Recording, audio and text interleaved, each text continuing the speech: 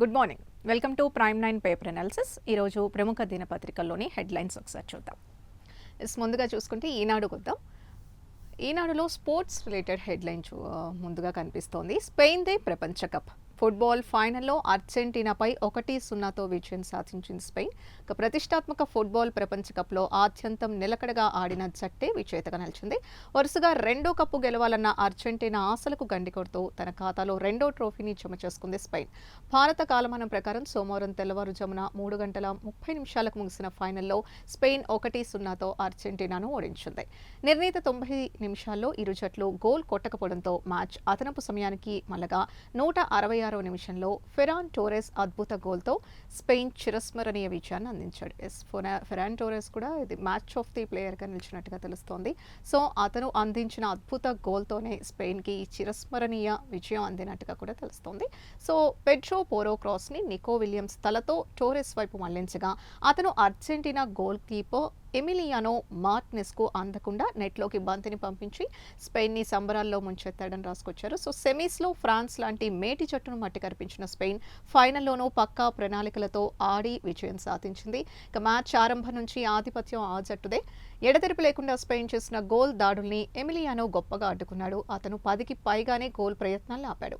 ఈసారి టోర్నీ మొత్తంలో స్పెయిన్ ఒకే ఒక్క గోల్ ఇవ్వడం విశేషం. ఆ జట్టు ఇంతకుముందు 2010లో ప్రపంచ కప్ గెలిచింది. ఇక 2010లో గెలిచిన తర్వాత రెండవ ప్రపంచ కప్ గెలవడం స్పెయిన్ మళ్ళీ ఇప్పుడే. సో ఆఖరి గోల్తోనే ఫెరాన్ టోరెస్ ఇచ్చిన అద్భుత గోల్తో స్పెయిన్కి విజయం దక్కినట్టుగా తెలుస్తోంది. సో ఫెరాన్ టోరెస్ కూడా మ్యాచ్ ఆఫ్ ది ప్లేయర్గా కూడా అవార్డు అందుకున్నాడు. సో ఇది స్పోర్ట్స్కి సంబంధించిన మెయిన్ హెడ్లైన్ అయితే ఇది. నెక్స్ట్, రెక్క విప్పుతున్న విమాన రంగం. ఏరోస్పేస్ రక్షణ రంగ పరిశ్రమలకు ఎర్రతివాచి. రాష్ట్రానికి ఏడాదిలో 27,610 కోట్ల పెట్టుబడులు. భారత్ ఫోర్స్, DRDO, BDL తదితర సంస్థల రాక. సో ఇది విమాన రంగానికి సంబంధించిన న్యూస్. ఇక్కడ ఏరోస్పేస్ రక్షణ రంగ పరిశ్రమల హబ్గా రాష్ట్రం ప్రపంచం దృష్టిని ఆకర్షిస్తోంది. ఆయా సంస్థలకు అవసరమైన ఎకోసిస్టమ్ని కల్పించడానికి రాష్ట్ర వ్యాప్తంగా 6 క్లస్టర్లను ప్రభుత్వం అభివృద్ధి చేస్తోంది. వాటిలో ఎయిర్ క్రాఫ్ట్ కాంపోనెంట్స్, క్షిపణులు, మందుగుండు సామగ్రి, అంతరిక్ష పరిశోధన, నేషనల్ ఏరోస్పేస్ ఎలక్ట్రానిక్స్, అన్మాన్ డ్రోన్ల తయారీ పరిశ్రమలకు ప్రాధాన్యం ఇస్తోంది. ఇప్పటికే 27,610 కోట్ల పెట్టుబడులతో 24 దిగ్గజ సంస్థల ఏర్పాటుకు ప్రభుత్వం 2025-26లో అనుమతులు ఇచ్చినట్టుగా తెలుస్తోంది. వాటి ద్వారా సుమారు 21,349 మందికి ఉపాధి లభించనుంది అంచనా. సో ఇది విమాన రంగం అభివృద్ధికి సంబంధించిన న్యూస్. సో దీని ద్వారా ఈ పెట్టుబడులు వస్తే ఆల్మోస్ట్ 21,349 మందికి విమానయాన రంగంలో ఉద్యోగాలు వస్తాయి, ఉపాధి లభిస్తుంది అని చెప్పి తెలుస్తోంది. సో అనుమతులు ఇచ్చిన వాటిలో మెజారిటీ సంస్థలు నిర్మాణ పనుల్ని ప్రారంభించాయి. రాబోయే 2-3 ఏళ్లలో అవి ఉత్పత్తి ప్రారంభిస్తాయని అంచనా.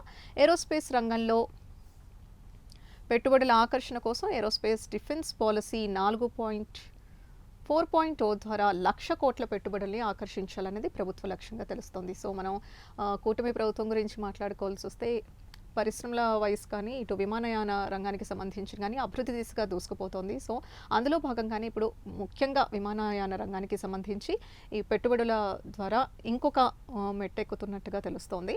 సో దీనికి సంబంధించి అంటే ఇది సక్సెస్ఫుల్గా ముందుకు వస్తే మాత్రం దాదాపు 21,349 మందికి ఉపాధి లభించే అవకాశం ఉన్నట్టుగా తెలుస్తోంది. ఇక్కడ మెయిన్గా చూసుకుంటే ఏరోస్పేస్ రక్షణ రంగంలో ప్రభుత్వ, ప్రైవేట్ సంస్థ పెట్టుబడుల ఆకర్షణకు ప్రభుత్వం రాష్ట్రంలో 23,000 ఎకరాల్లో క్లస్టర్లను అభివృద్ధి చేస్తోంది. బెంగళూరు, చెన్నై, హైదరాబాద్ నగరాలకు అనుసంధానంగా ఈ క్లస్టర్లు ఉండేలా రాష్ట్రంలోని ప్రాంతాల్ని వ్యూహాత్మకంగా ఎంపిక చేసినట్టుగా తెలుస్తోంది. సో ఇక తిరుపతి జిల్లా రౌతు సురమాలలో 2,500 ఎకరాల్లో స్పేస్ సిటీ ఏర్పాటుతో పాటు పరిశోధన, అభివృద్ధి హబ్గా తీర్చిదిద్దాలని నిర్ణయం తీసుకున్నారు. ఇక విశాఖపట్నం, శ్రీకాకుళం, అనకాపల్లి, కాకినాడ జిల్లాల్లో 3,000 ఎకరాల్లో నౌకాయాన రంగ పరిశ్రమల క్లస్టర్. ఎన్టీఆర్ జిల్లా జగ్గైపేటలో 3,000 ఎకరాల్లో క్షిపణులు, మందుగుండు తయారీ పరిశ్రమల క్లస్టర్. కర్నూలు జిల్లాలో 600 ఎకరాల్లో అన్మాన్డ్ డ్రోన్ల తయారీ పరిశ్రమల క్లస్టర్. సో ఇది ఇక ప్రకాశం జిల్లా దొనకొండ వద్ద ఎయిర్ క్రాఫ్ట్ విడిభాగాల తయారీ ఎకోసిస్టమ్ అభివృద్ధి. శ్రీ సత్యసాయి జిల్లాలో ఏరోస్పేస్ ఎలక్ట్రానిక్స్ పరిశ్రమల క్లస్టర్. సో ఇది వివిధ జిల్లాల్లో ఈ క్లస్టర్ల ఏర్పాటు కానీ దీనికి సంబంధించిన విడివిడిగా అంటే క్లియర్గా విశాఖపట్నంలో కానీ, ఎన్టీఆర్ జిల్లా కానీ, కర్నూలు జిల్లా కానీ, ప్రకాశం జిల్లాలో. సో ఇది అన్ని జిల్లాల్లో కూడా అభివృద్ధి చెందే దిశగా కనిపిస్తోంది. ఇక్కడ చూసుకుంటే సేమ్ న్యూస్.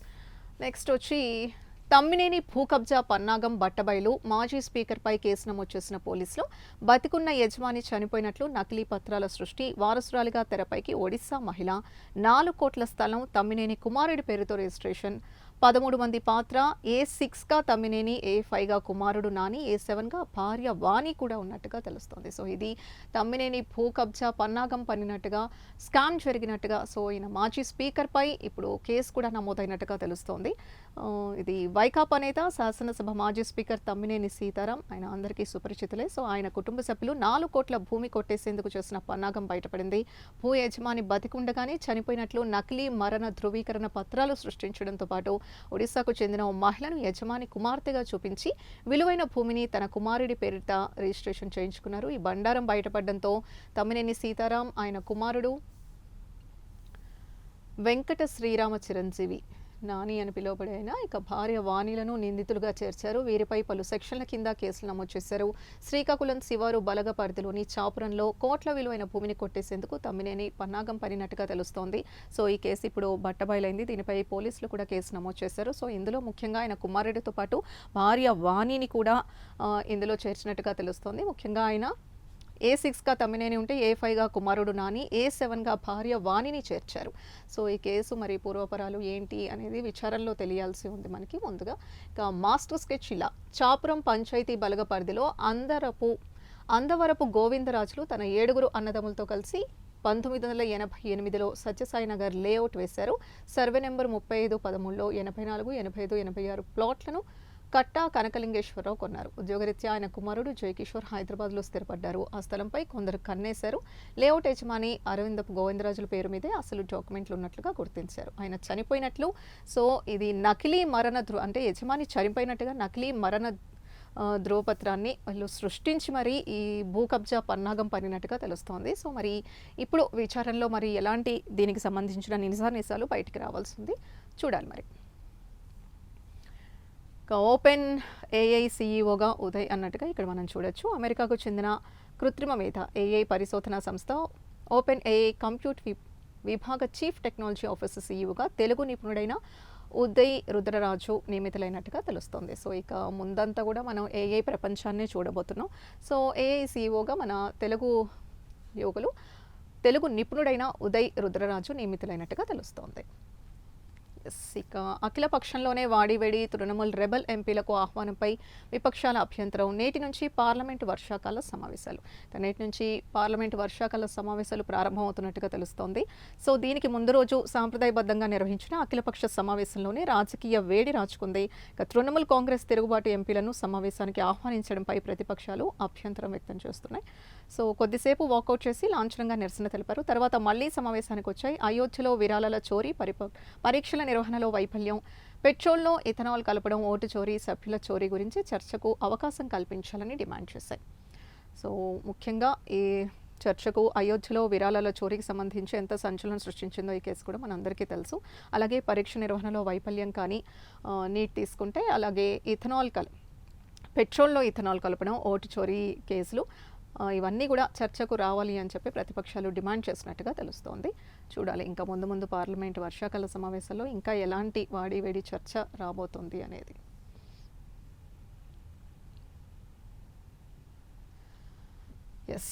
ఇది జమ్మూ కాశ్మీర్లో మేఘ విస్ఫోటనం, 13 మంది మృతి. ఇక్కడ మనకు చూసుకుంటే ఎల్నినో ప్రభావంతో అసలు వర్షాలు లేవు. కానీ జమ్మూ కాశ్మీర్లో చూసుకుంటే మాత్రం అక్కడ మేఘ విస్ఫోటనం జరిగి ఆల్మోస్ట్ 12 మంది మృతి చెందారు. అక్కడ పరిస్థితి చాలా అల్లకొల్లలంగా ఉన్నట్టుగా తెలుస్తుంది. ఈ దృశ్యంలో చూడొచ్చు మనం. జమ్మూ కాశ్మీర్లోని రాజౌరి జిల్లాలో ఆదివారం సంభవించిన ఆకస్మిక వానలు వరదలతో కొట్టుకొచ్చి బురదలో కూరుకుపోయిన వాహనాల పరిస్థితి ఇది.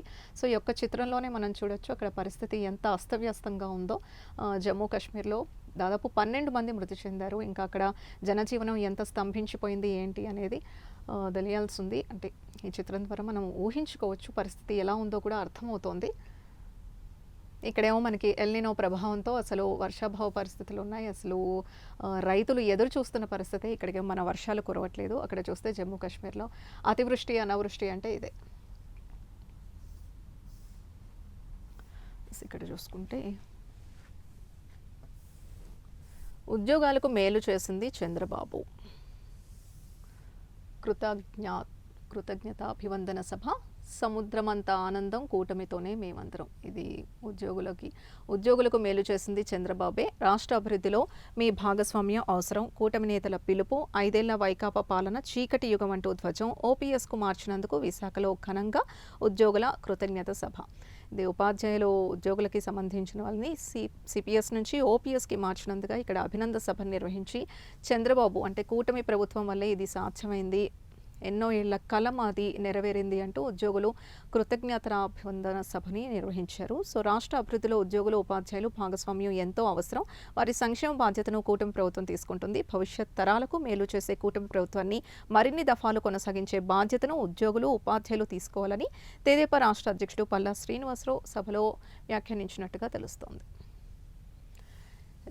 ఈనాడు విషయానికి వస్తే ఇంతే. మెయిన్గా అయితే స్పెయిన్ విజయానికి సంబంధించి మనం మాట్లాడుకోవాలి.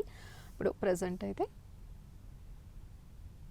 అదే మెయిన్ హెడ్లైన్గా కూడా వచ్చింది. నెక్స్ట్ వచ్చి సాక్షి. సాక్షిలో కూడా మెయిన్ హెడ్లైన్ చూసుకుంటే జగజ్జేత స్పెయిన్ రెండోసారి ప్రపంచ కప్ ఫుట్బాల్ టైటిల్ సొంతం, ఫైనల్లో డిఫెండింగ్ ఛాంపియన్ అర్జెంటీనాపై విజయం. ముడుపుల మతలబు ఆయకట్టు తగ్గింపు, కాంట్రాక్ట్ వ్యయం రెట్టింపు. హంద్రీనివా 36A ప్యాకేజ్లో మిగిలిన పనుల్లో మాయాజాలం. పేరూరు హగరి మూల్యం బ్రాంచ్ కెనాల్లో మిగిలిన పనులు. 55,608 ఎకరాల ఆయకట్టుకు నీళ్లందించే డిస్ట్రిబ్యూటర్ల పనులకు టెండర్లు. కాంట్రాక్ట్ విలువ కంటే 4.86% అధిక ధరకు 462.32 కోట్లకు ఎన్సీసీకి కట్టబెట్టిన సర్కార్. జీఎస్టీ, సీనరేజీ వంటి పనుల రూపంలో మరో 160.61 కోట్ల రింబస్. దాంతో మొత్తం కాంట్రాక్ట్ విలువ 622.93 కోట్లు. సో ఇది హంద్రీనివా ప్రాజెక్టుకి సంబంధించిన న్యూస్. ఆయకట్టు తగ్గిన అంచనా వ్యయం రెట్టింపు కావడంపై ఇంజనీరింగ్ నిపుణుల విస్మయం చెందినట్టుగా, హంద్రీనివా కాలువకు లైనింగ్ పేరుతో 100 కోట్లు స్వాహా చేసినట్టుగా దోపిడీకి బలైన సీమ జీవనాడి. ఒకవైపు మనం కూటమి ప్రభుత్వంలో చూసుకుంటే ఇలా ప్రాజెక్టులకు సంబంధించి కానీ పరిశ్రమలకు సంబంధించి కానీ ఎన్నో పెట్టుబడులు వస్తున్నాయి, ముందుకు వెళ్తున్న అంశాలనే చూస్తున్నాం. అలా ప్రతి అంశం అక్కడ వచ్చినప్పుడల్లా కూడా వైసీపీ కౌంటర్గానే వస్తుంది. అక్కడ ఒక దోపిడీ జరిగినట్టుగా, ఇలాగా అవినీతి జరిగినట్టుగా ఇలాంటి కౌంటర్సే వస్తున్నాయి మనకి. సో కానీ ఒకవైపు చూసుకుంటే మనం అభివృద్ధిగానే పరిశ్రమల పెట్టుబడులకు సంబంధించి చూసుకున్నా కూడా, ఇందాక విమానయాన రంగానికి సంబంధించి చూస్తున్నా కూడా ఎన్నో రకాల పెట్టుబడులు వస్తున్నాయి, అభివృద్ధి దిశగా ముందుకు వెళ్తోంది కూటమి ప్రభుత్వం హయాంలో. కానీ వైసీపీ ఏది చూసుకున్నా కూడా ప్రతి దాని మీద కూడా ఒక అవినీతి జరిగినట్టుగా ఇక్కడ ఒక కౌంటర్ న్యూసే మనం చూస్తున్నాం.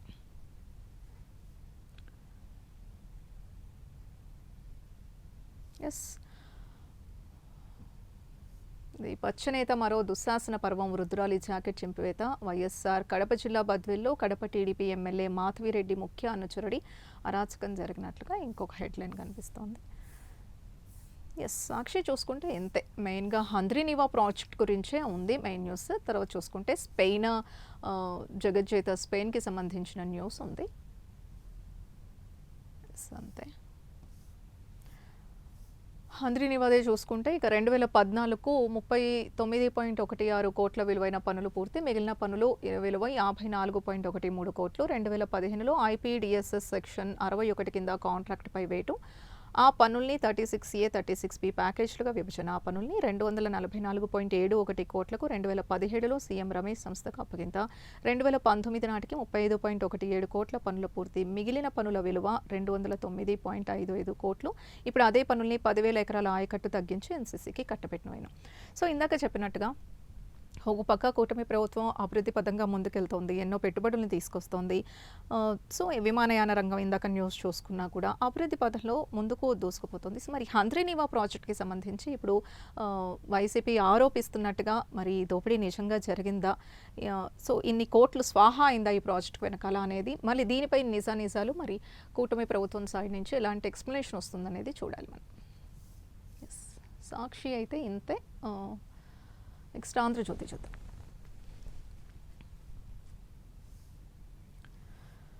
ఆంధ్రజ్యోతి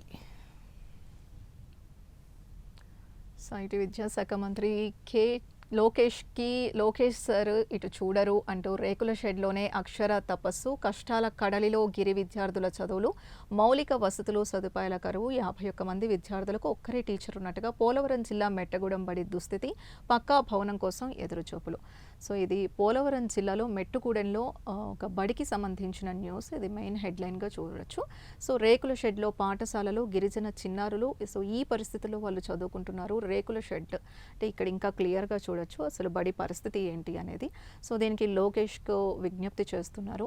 విద్యాశాఖ మంత్రి లోకేష్కి వాళ్ళు విజ్ఞప్తి చేస్తూ ఉన్న న్యూస్ ఇది. సో ఇక్కడ ప్రస్తుతం చూసుకుంటే ఒక పక్క డిజిటల్ క్లాసులు అంటే ఈ సంవత్సరం అంటే కూటమి ప్రభుత్వం వచ్చాక మనం చూసుకుంటే ఏపీలో ముఖ్యంగా గవర్నమెంట్ స్కూల్స్ చూసుకుంటే ఈ ఏడాది చూసుకుంటే విపరీతంగా అక్కడ అడ్మిషన్స్ జరిగాయి. ప్రైవేట్ పాఠశాలలతో పోటీగా ఇక్కడ గవర్నమెంట్ పాఠశాలల్లో కూడా ఇయర్ అడ్మిషన్స్ విపరీతంగా జరిగాయి. అక్కడ డిజిటల్ క్లాసులు కానీ, అక్కడ సదుపాయాలు కానీ, భోజన వసతులు కానీ అన్నీ కూడా ప్రైవేట్ పాఠశాలలకు ధీటుగా ఇప్పుడు ప్రభుత్వ పాఠశాలల్లో కూడా అన్ని సౌకర్యాలు కల్పిస్తూ ఇప్పుడు కూటమి ప్రభుత్వ పాలనలో ఇది ముందుకెళ్తోంది. సో ముఖ్యంగా లోకేష్ విద్యాశాఖ మంత్రి ఆయన ఆధ్వర్యంలో చాలా చక్కగా ముందుకెళ్తుంది. సో ఒక పక్క అలా ఉన్నప్పుడు ఇంకొక పక్క ఇంకో కోణాన్ని చూడాల్సిన అవసరం ఉంది. ముఖ్యంగా గిరిజనుల పరిస్థితి, గిరిజన చిన్నారుల పరిస్థితి సంబంధించిన ఇది దృశ్యాన్ని మనం చూడొచ్చు. సో వాళ్ళు ఎలాంటి స్థితిలో చదువుకుంటున్నారు అనేది, మరి దీనిపై లోకేష్ స్పందించి ఎలాంటి చర్యలు తీసుకుంటారు అనేది చూడాలి.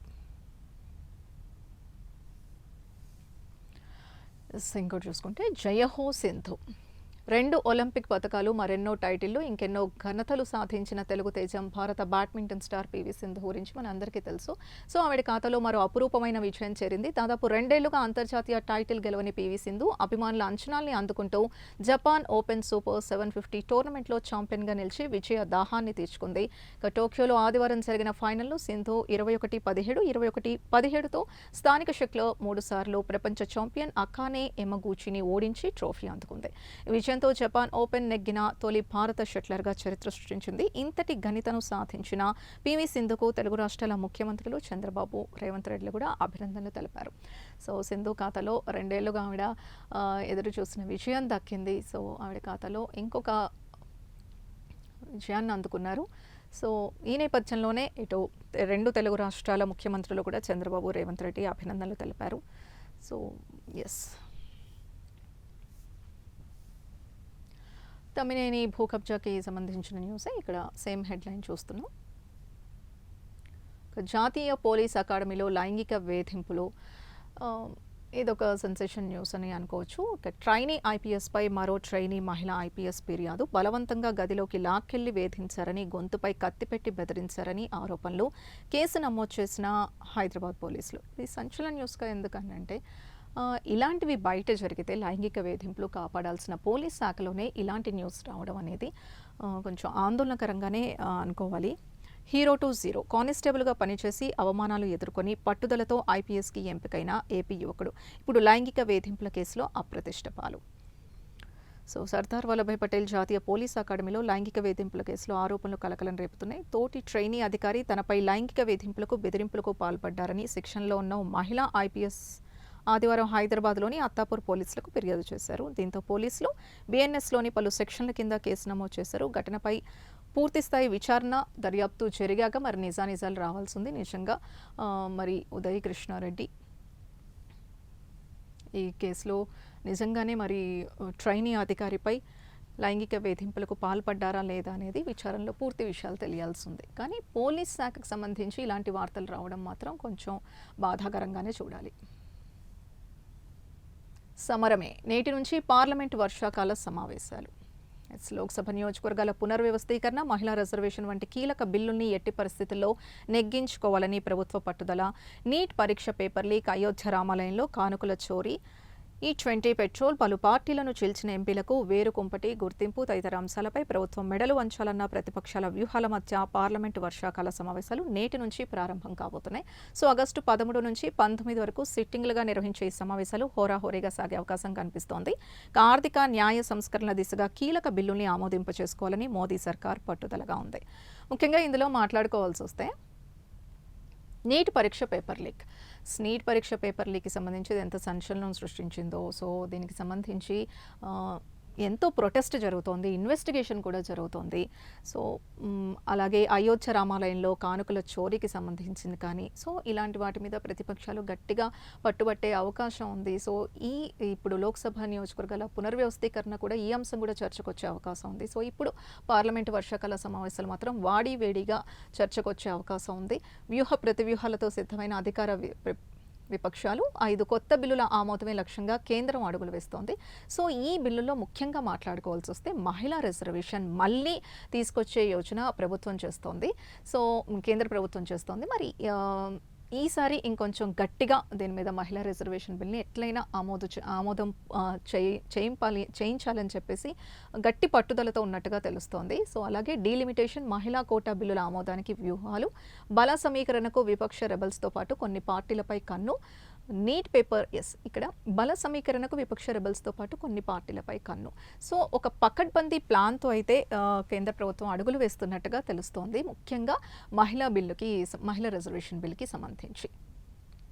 అలాగే నీట్ పేపర్ లీక్, అయోధ్య విరాళాల చోరీ, విపక్షాల అస్త్రాలు, రాజకీయ ఫిరాయింపులపై సభను స్తంభింపచేసే ప్రణాళికలు, జైలుకెళ్తే పీఎం సీఎంల పదవులు ఊడే బిల్లుపై జేపీసీ రిపోర్ట్.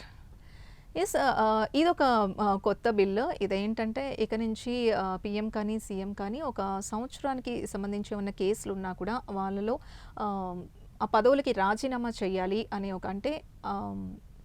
ఇదొక కొత్త బిల్లు రాబోతున్నారు. సో దీనిపైన జేపీసీ రిపోర్ట్ అందించే అవకాశం ఉంది. ఇదెంతవరకు ఈ బిల్లు ముందుకెళ్తుంది ఏంటనేది కూడా చూడాల్సిన అవసరం ఉంది.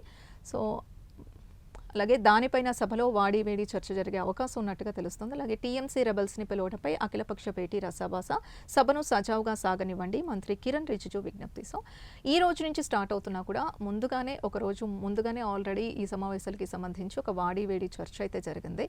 సో దాన్ని సజావుగా సాగనివ్వండి అంటూ మంత్రి కిరణ్ రిజిజు విజ్ఞప్తి చేసినట్టుగా తెలుస్తోంది. ఇక పార్లమెంట్ మార్చుకు సీజేపీ అనుమతి కోరలేదు. ప్రదర్శనలు నిర్వహిస్తే కఠిన చర్యలు, ఢిల్లీ పోలీసుల ప్రకటన, నేతలు హామీ ఇస్తే నేడే దీక్ష విరమణ, వాంగ్చుక్ భార్య గీతాంజలి. సో నీట్ పేపర్కి సంబంధించి ప్రొటెస్ట్కి సంబంధించిన న్యూస్. వాంగ్చుక్ భార్య గీతాంజలి నేతలు హామీ ఇచ్చాకే దీక్ష విరమింపచేస్తారు అన్నట్టుగా ఆవిడ ప్రకటించారు. ఇక జంతర్ మంతర్కు ఇప్పటికే 20,000 మంది వచ్చారు సీజేపీ.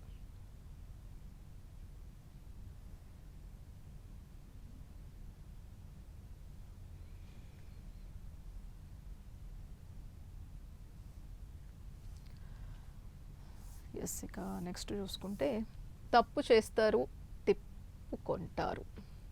రెవెన్యూ అధికారుల భూమాయ, నోటీసులు లేకుండా రికార్డుల తారుమారు, వెబ్లాండ్లో రాంగ్ ఎంట్రీలు, భూమి లేకుండా ఉన్నట్టుగా నమోదు, ప్రైవేట్ భూమి ఇష్టానుసారం ధారాదత్తం, ఓ రైతు భూమి మరొకరి ఖాతాల్లోకి పరిష్కరించుకునే భారం బాధితులపైనే.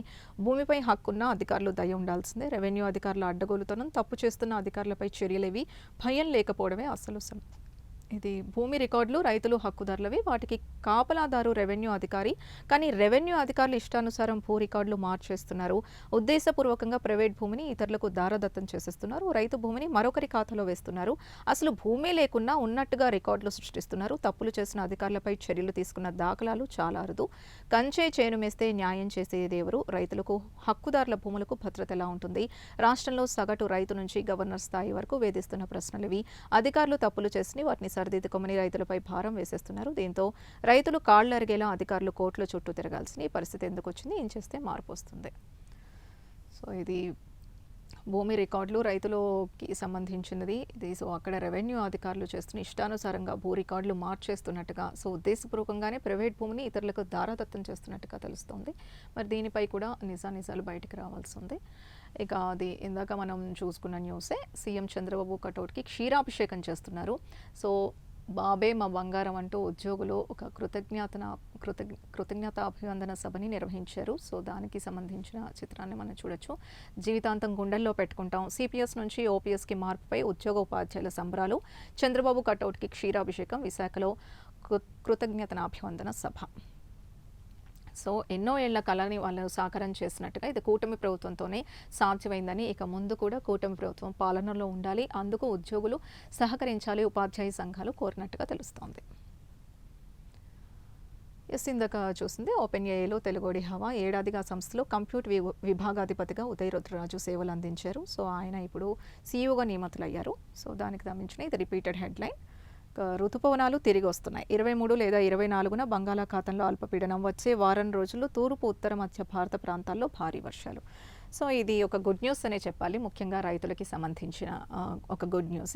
ఎల్నినో ప్రభావంగా అస్సలు వర్షాలు మనకి ఈ సంవత్సరం చూసుకుంటే చాలా తక్కువగా ఉన్నాయి. ఇందాక చూసుకుంటే జమ్మూ కాశ్మీర్లో అక్కడ ఎంతలా వరదలు అక్కడ బీభత్సం సృష్టిస్తున్నాయి, ఇక్కడ మనం చూసుకుంటే మాత్రం చాలా వర్షాభావ పరిస్థితులు చాలా తక్కువగా ఉన్నాయి.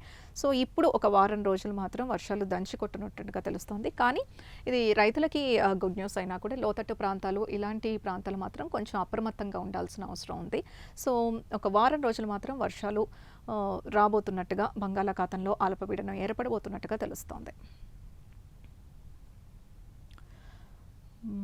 ఇది కాదంబరి కథలో మరో కోణం. డబ్బు కోసం బ్లాక్మెయిల్ చేసిన జైత్వాని, వ్యాపారవేత్త విద్యాసాగర్ కేసులో సిఐడి ఛార్జ్షీట్. ఈ కేసులో గతంలో ఆమె అరెస్ట్ అయితే చట్టవిరుద్ధంగా వ్యవహరించిన సీనియర్ ఐపీఎస్లో పలువురి సస్పెన్షన్.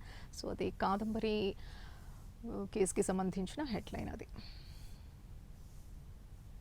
ఎస్, ఆంధ్రజ్యోతి కూడా ఇంతే.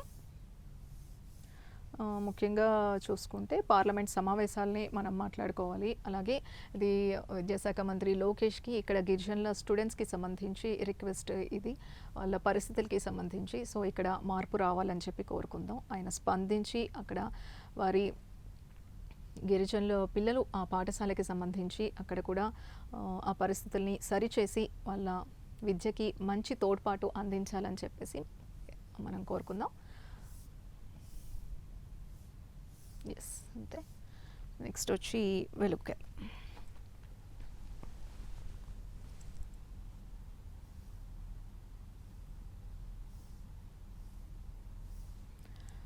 ఎస్, మెయిన్ హెడ్లైన్ చూసుకుంటే నేటి నుంచి పార్లమెంట్ సమావేశాలు. ఆగస్టు 13 వరకు 25 రోజుల పాటు నిర్వహణ. కీలక బిల్లులు పెట్టేందుకు కేంద్ర ప్రభుత్వం సిద్ధం. అయోధ్య విరాళాల చోరీ, ఇందాక చెప్పింది అయోధ్య విరాళాల చోరీ కానీ, పేపర్ లీకేజ్, నీట్ పేపర్ లీకేజ్కి సంబంధించి కానీ, ఇక నిరుద్యోగంపై కేంద్రాన్ని ప్రశ్నించేందుకు ప్రతిపక్షాలు రెడీగా ఉన్నాయి.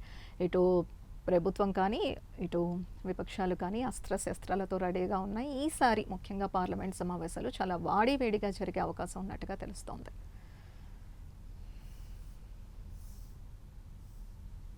ఎస్, ఇది చూసుకుంటే ఎన్నికల ప్రచారంలా సార్. ఎస్, ఇది రాబోయే 10 రోజులు నేతలంతా నియోజకవర్గంలోనే ఉండాలి. సీఎం రేవంత్ ఇది ఒక ఎన్నికల ప్రచారంలా నిర్వహించాలి అంటూ సీఎం రేవంత్ రెడ్డి ఆదేశించినట్టుగా తెలుస్తోంది. ఆగస్టు 3 వరకు ఇది పొడిగించారు. ముఖ్యంగా సర్ ప్రక్రియకు సంబంధించి ఇది పొడిగించారు. సో ఆ డేట్ ఏంటంటే ఆగస్టు, యాక్చువల్గా జూలై 14 వరకే ఉంది.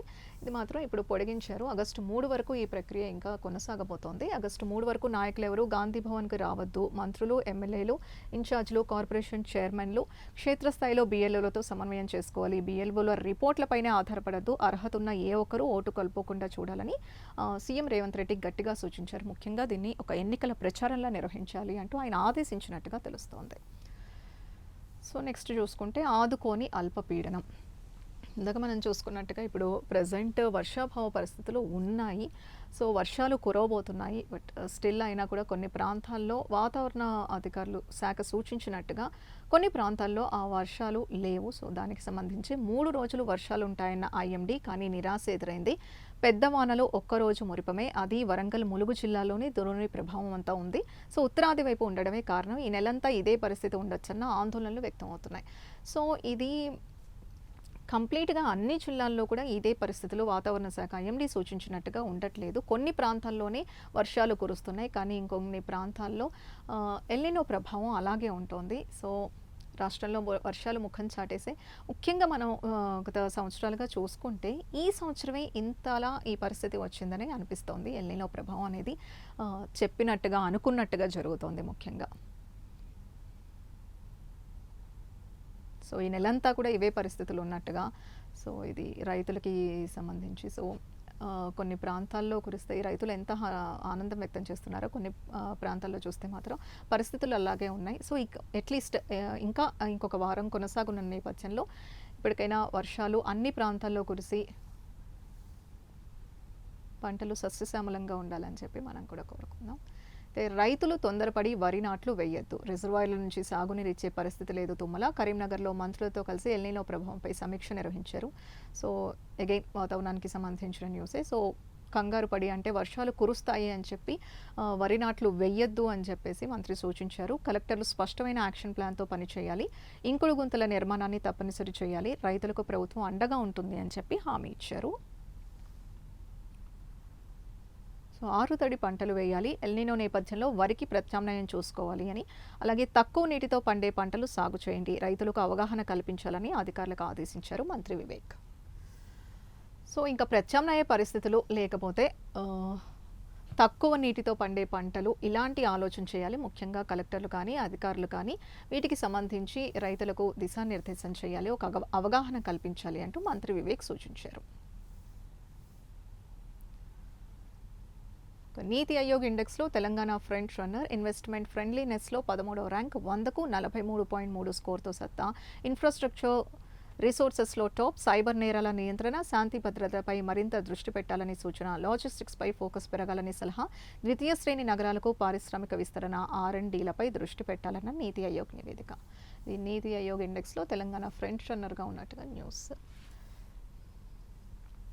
అయోధ్య విరాళాల చోరీపై మీ మౌనం సరికాదు. ప్రధాని మోదీకి ఖర్గే, రాహుల్ గాంధీ ఉమ్మడి లేఖ.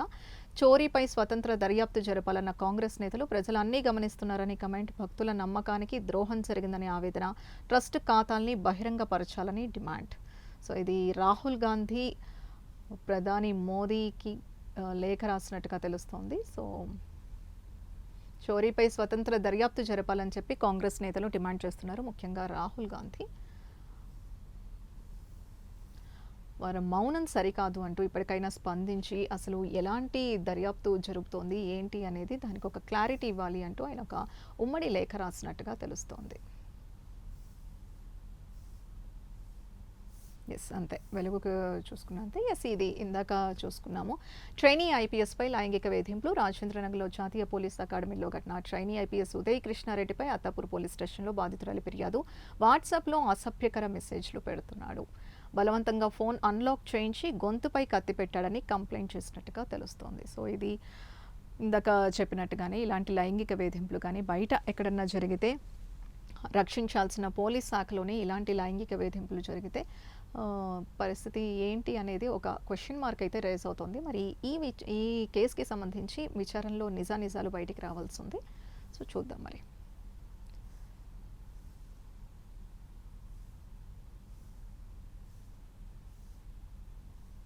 నీట్ పేపర్కి సంబంధించి వాంగ్చుక్ ఆయన ఆమరణ నిరాహార దీక్ష చేస్తున్న సంగతి మనందరికీ తెలిసిందే. సో వాంగ్చుక్ను సర్కార్ దవాఖానాల్లోనే ఉంచాలి. ఆయనకు చికిత్సపై డాక్టర్ల బృందాందే తుది నిర్ణయం.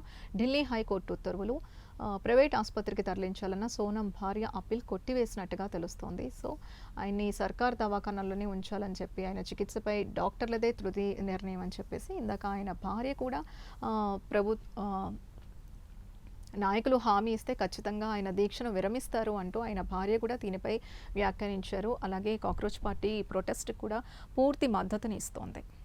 సో ముఖ్యంగా ఇది కాక్రోచ్ పార్టీ గురించి మాట్లాడుకోవాల్సి వస్తే ఇది జెన్జీ పార్టీ అని చెప్పచ్చు. అసలు ఇప్పుడు నేటి యువత ఎలా ఆలోచిస్తున్నారు, వారికి ఏం కావాలి అని చెప్పి ఒక కొత్త తరం పార్టీగా మనం చెప్పుకోవచ్చు.